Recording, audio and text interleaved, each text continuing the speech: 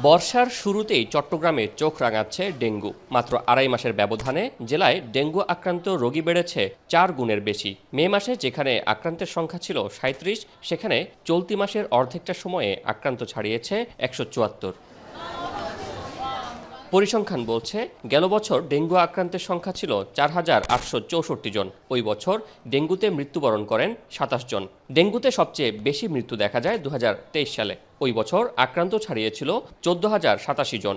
চলতি বছর জুলাইয়ের 14 তারিখ পর্যন্ত মোট আক্রান্ত 472। একই সময়ে মৃত্যু হয়েছে 2 জনের। চিকিৎসকরা বলছেন, অধিকাংশ রোগী জ্বর, শরীর ব্যথা, দুর্বলতা নিয়ে ভর্তি হচ্ছেন। এছাড়াও কেউ কেউ শক সিনড্রোম যেমন রক্তক্ষরণ, লো প্রেশার, ডায়রিয়া নিয়ে আসছেন। উপসর্গ দেখে তাদের চিকিৎসা চলছে। তো ডেঙ্গু এবং মিজেলস যেহেতু দুইটাই ভাইরাস জনিত রোগ, দুইটাতেই জ্বর নিয়ে শুরু হয়। অনেক ক্ষেত্রে আসলে আলাদা করা মুশকিল হতে পারে। ডেঙ্গুতেও কিন্তু র্যাশ দেখা যায়, যেটা পুরো শরীরে ছড়িয়ে পড়তে পারে।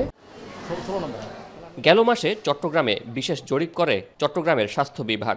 এতে নগরীতে 8টি ওয়ার্ডকে অতি ঝুঁকিপূর্ণ হিসেবে চিহ্নিত করা হয়। ওইসব এলাকার বাসাবাড়িতে এডিস মশার লার্ভা যেমন বেশি পাওয়া গেছে, তেমনি আক্রান্তের সংখ্যাও বেশি।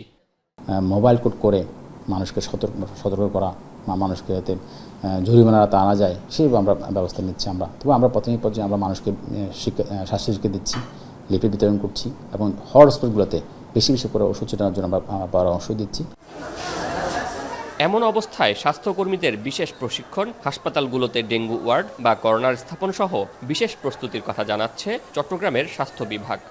হাসপাতালগুলোতে পর্যাপ্ত ডেঙ্গু কিটস আমরা রেখেছি এবং আমাদের ডেঙ্গু চিকিৎসায় যে আইভি ফ্লুইডগুলো ব্যবহৃত হয় সেগুলো আমরা মজুত করেছি।